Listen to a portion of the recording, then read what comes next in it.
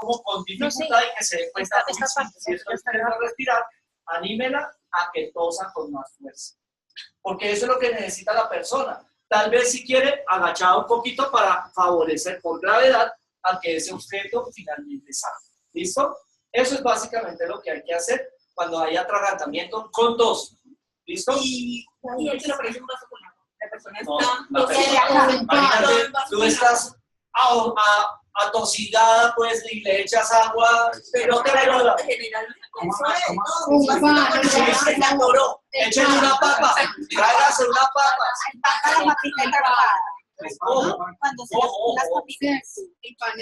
Hay que evitar ese tipo de cosas. ¿Vale? Ya vamos allá. Entonces, la primera parte es no darle la palmada en la espalda, animar a la persona que trate de respirar, y una vez que la persona respire, animarla a que tosa. ¿Listo? Si la persona va tosiendo, va a lograr liberar la obstrucción. Hay casos en que la persona no la logra, pero como ella ve que puede respirar, se da cuenta que puede tomarlo con más calma y da tiempo para llevarla a un centro médico donde con unas pinzas le sacarán ese objeto que está obstruyendo. ¿Listo? Y conozco casos así, con obstrucción aquí y la persona está contando chistes, contando historias y todo. Bien, normal. Lo básico es conservar la calma. Ahora, viene la otra parte, la persona ya no respira, ¿cierto? Tampoco tose. ¿Qué quiere decir eso? Que la obstrucción es total. ¿Listo? ¿Qué debemos hacer? Pues, otra víctima.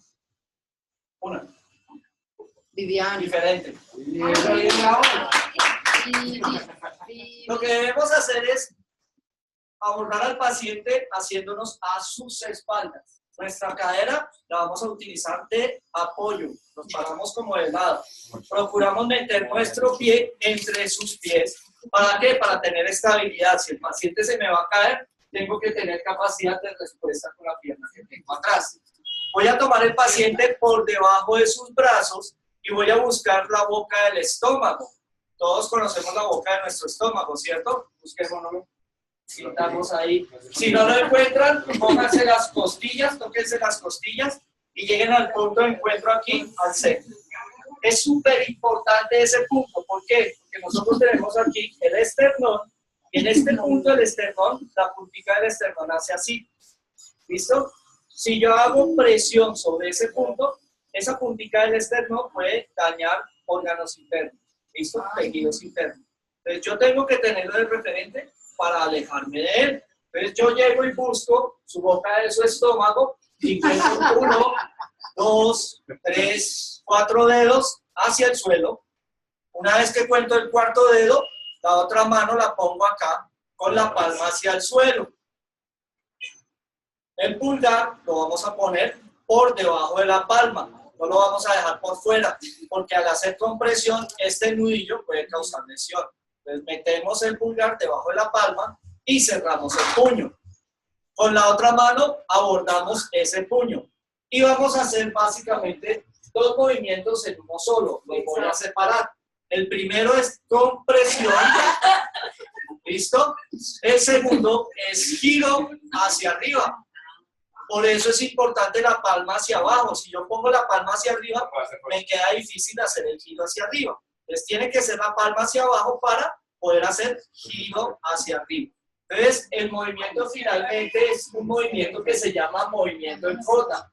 Cada que voy comprimiendo, voy haciendo el giro hacia arriba. ¿Listo? Complemento este movimiento con mi cuerpo. Hago eso. ¿Listo? Traigo al paciente como si que lo tratara de levantar para hacer más efectivo ese movimiento. ¿Cuántas veces lo debo hacer? Por lo menos 5 veces, con mucha energía. ¿Vale?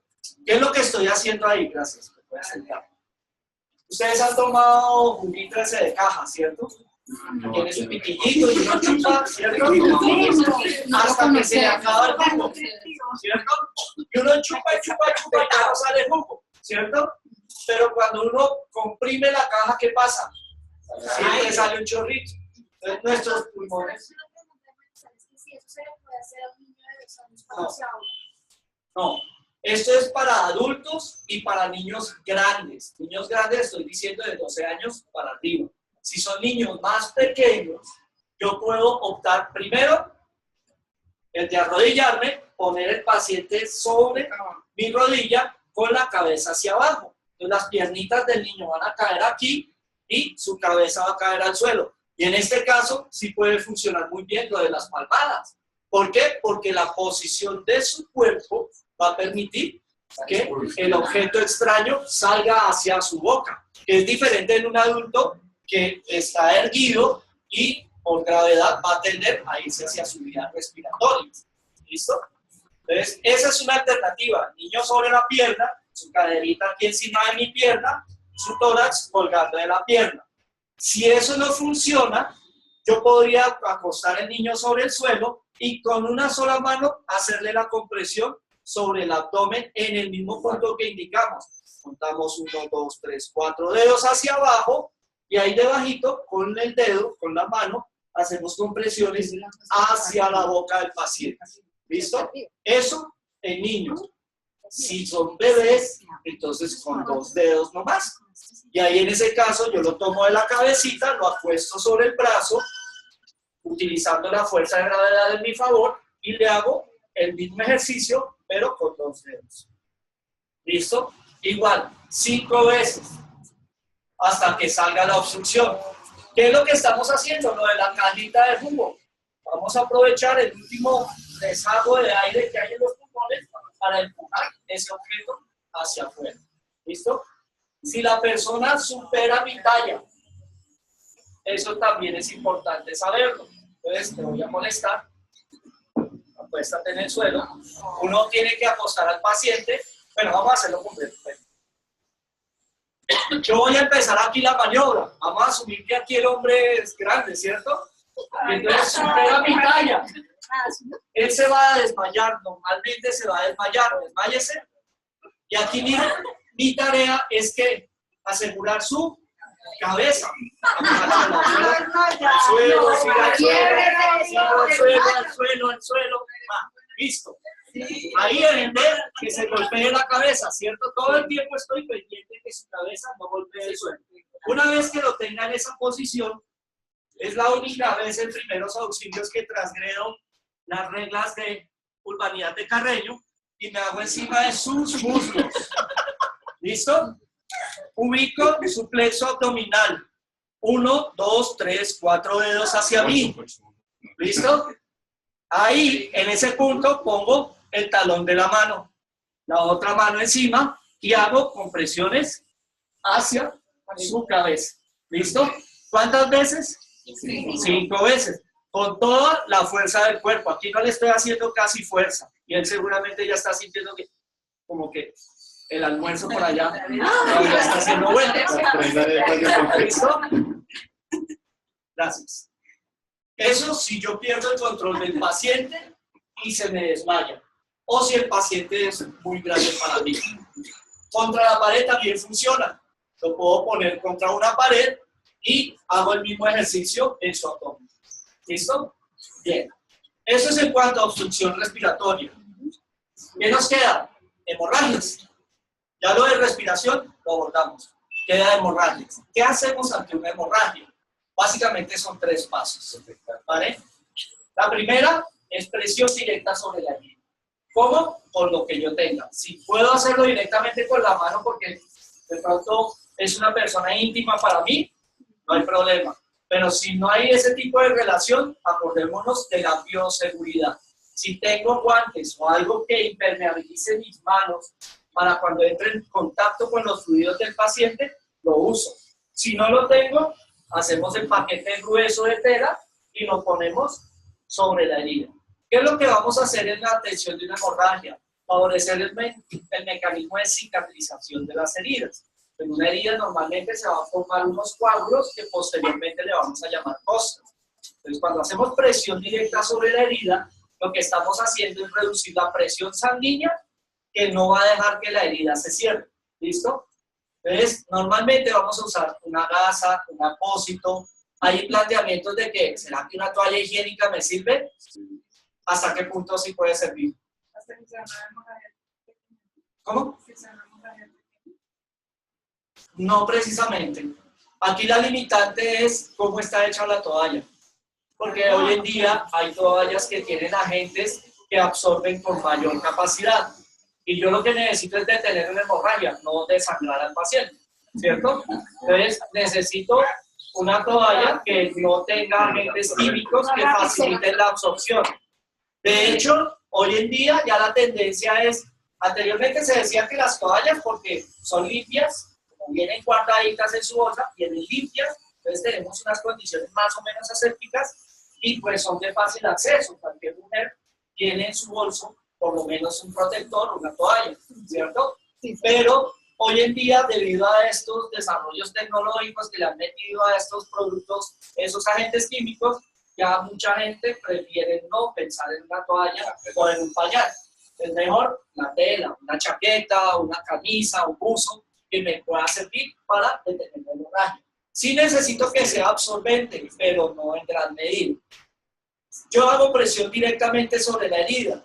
Eso funciona, lo que sigue funciona principalmente para lo que son extremidades, ¿vale? Entonces vamos a hacer presión sobre la herida y si no se detiene la hemorragia, un segundo paso es colocar otro apósito encima.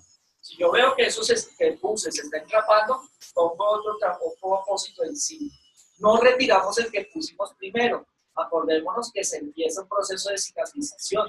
Se están formando coágulos. Si yo quito el que está primero, abrimos la herida nuevamente, ¿cierto? Entonces lo dejamos ahí quieto, ponemos el otro y seguimos haciendo presión sobre la herida. ¿Listo?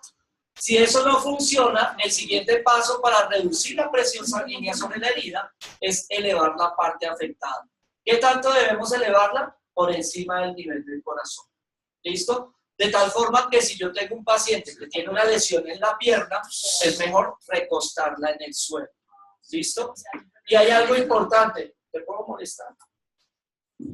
Recuéstate. Hay algo importante cuando se trata de poner la pierna más elevada que el corazón.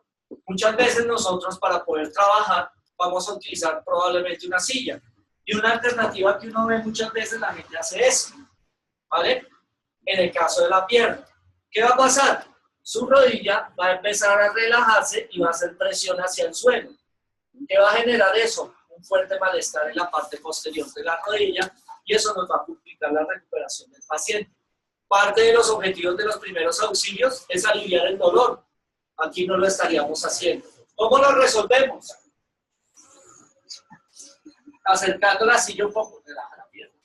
Acercando un poco la silla y dejando que la rodilla quede flexionada, que no quede bajo tensión. Eso es básicamente lo que vamos a hacer ahí. Muchas gracias. Bien, entonces ese sería el segundo paso. Primero, presión directa. Segundo, elevación de la parte afectada. Hay un tercer paso, es un poco más complicado. Se llama hacer presión sobre el punto de presión. ¿Qué sucede? Nuestro corazón tiene una arteria principal que alimenta todo el cuerpo. De esta arteria principal salen unos ramales hacia los brazos y cuando llegan más o menos a esta altura se divide en dos ramas principales.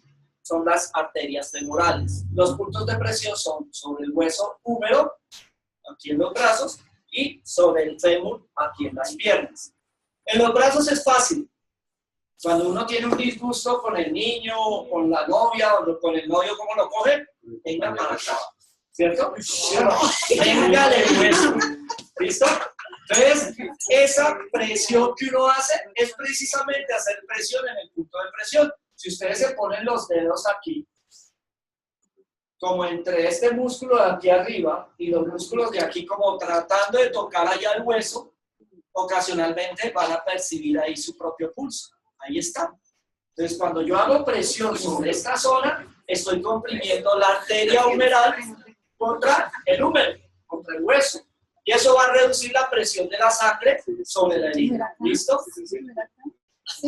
Más complicado es cuando se trata de las arterias femorales.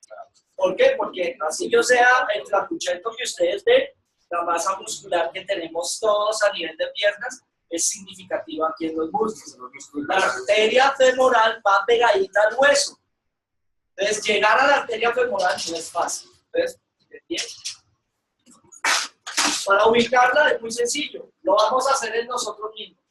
Vamos a ubicar la cresta ilíaca. Es esto de la cadera, esta parte ósea dura. Pero entonces vamos a buscar la parte de adelante. No la de arriba, sino la de adelante. Sobre ese punto, por ejemplo, con la mano derecha lo hago sobre mi cadera izquierda. Pongo la punta de mis dedos y hago esta figura sobre la ingle.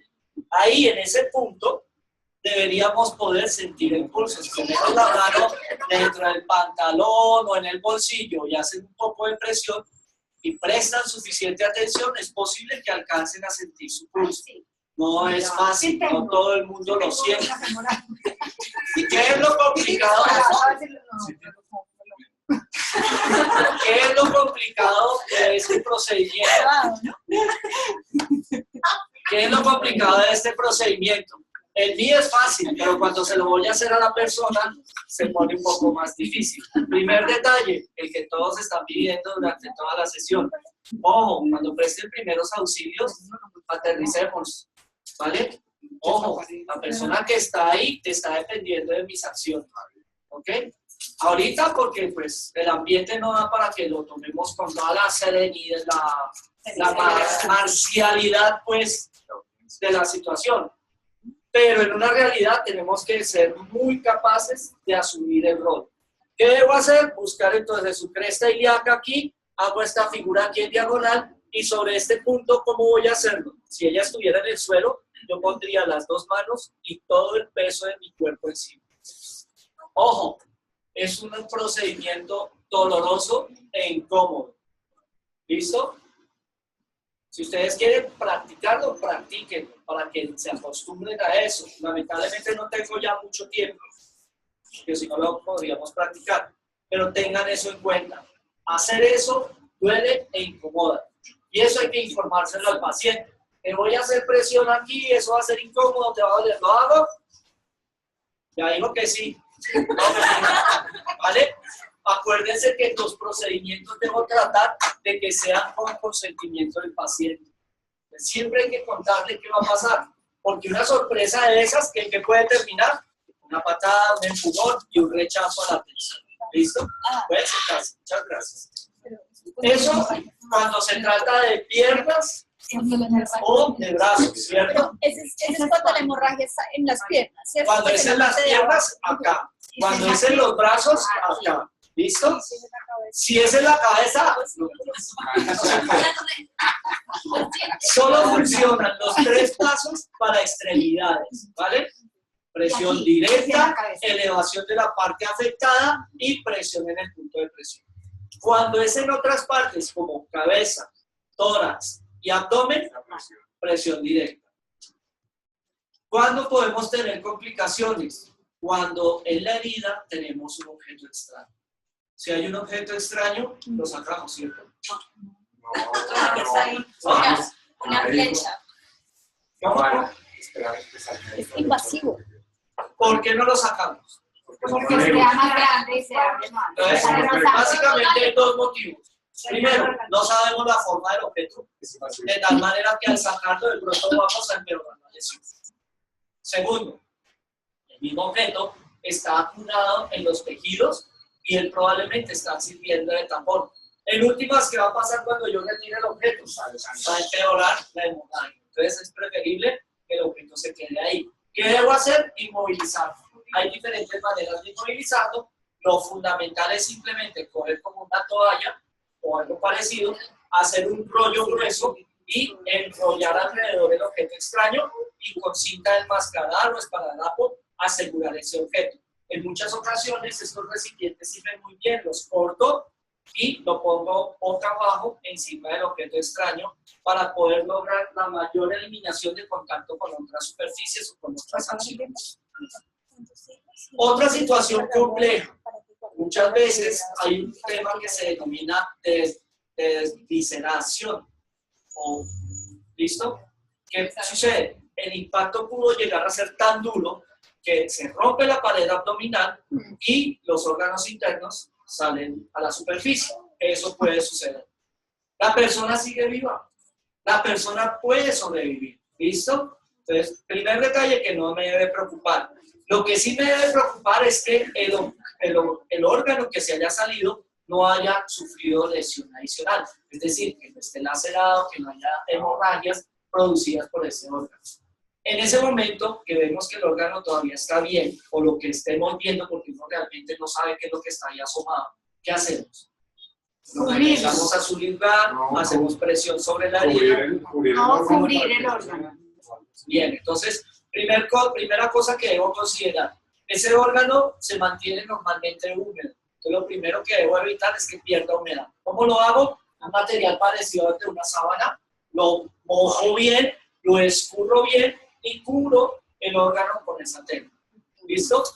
Segundo, debo aislar lo mejor posible. Si tengo bolsas plásticas, con bolsas plásticas, si es para harapo, el ideal es ese plástico para envolver frutas. Si yo puedo bajar a la persona con ese plástico, es lo ideal. ¿Listo? Pero básicamente es aislar totalmente esa zona del resto. Mantenemos humedad y eliminamos la posibilidad de que se vuelva a contaminar más de lo que va a estar.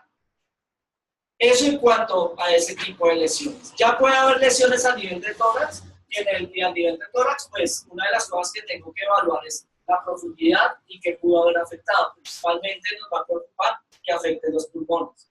En muchas ocasiones el paciente que ha sido atropellado muchas veces manifiesta dolor intenso del costado, empieza a respirar con dificultad, incluso manifiesta que no puede respirar.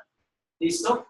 Probablemente va a tener una hemorragia interna muy intensa. Si nosotros vemos debajo de sus ropas, vamos a ver que los tejidos, o sea, todo lo que es el abdomen y el tórax, está totalmente descendido, ve uno la piel como templada, y uno puede sospechar que hay una hemorragia interna. A veces hay perforación, y entonces en la perforación sale sangre, pero en forma de espuma, y esa espuma sale rítmicamente. Y si ustedes observan, al mismo ritmo de la respiración de la persona. Si él respira rápido, entonces vamos a ver que las burbujas se aumentan cada que él exhala. ¿Y por qué se convierte en espuma? Porque la sangre tiene unas propiedades vistosas que mezcladas con el aire, pues va a producir burbujas. ¿Listo? Pues va a producir como una especie de espuma. Y también por las características de los tejidos que están afectados aquí. Ten en cuenta que no solamente está saliendo sangre, sino también algunos fluidos que están rodeando algunos órganos. Entonces, esa mezcla va a producir como una especie de saponificación, se llama eso, que es lo que sucede con el jabón. Tú pones el jabón bajo el agua y le haces así, se produce espuma. ¿Listo? Entonces va a haber un efecto de saponificación ahí. ¿Qué debemos hacer? Recostar al paciente sobre el costado lesionado. ¿Listo? Mucha gente pensaría, no, como le está doliendo ahí, lo ponemos sobre el lado bueno, para que no sufra el lado que le está doliendo. Falso. Cuando yo hago eso, el único pulmón sano es el que estoy dejando abajo. El que está dañado, ya está dañado, no puede respirar con él, y es el que va a quedar encima y tiene hemorragia, entonces toda esa presión va a hacer que colapse el segundo pulmón. Entonces, lo que nosotros necesitamos es liberar ese pulmón. Vamos a acostar a la persona sobre el costado lesionado. Posición de seguridad, entonces, sobre ese costado. Ya sabemos cómo es la posición de seguridad. No lo olviden, brazo extendido aquí o aquí al lado y la otra mano cruzada acá. Como yo tengo la lesión aquí, entonces yo lo giro sobre este costado. ¿Listo?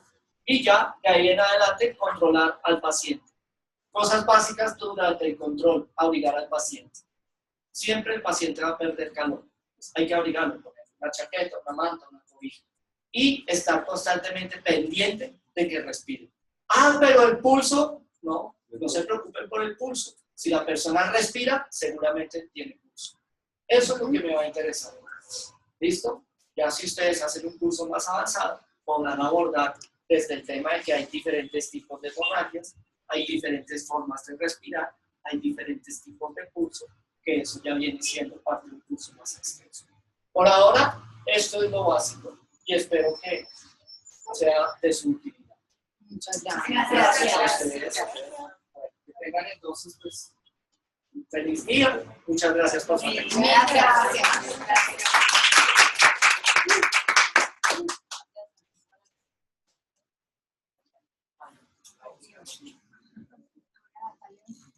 Quiero medir su favorito.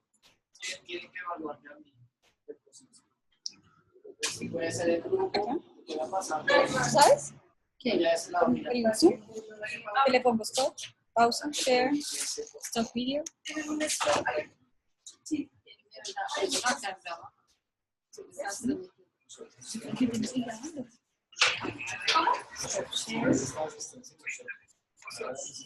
Y ahí, ¿qué hago? El reading, ¿cómo se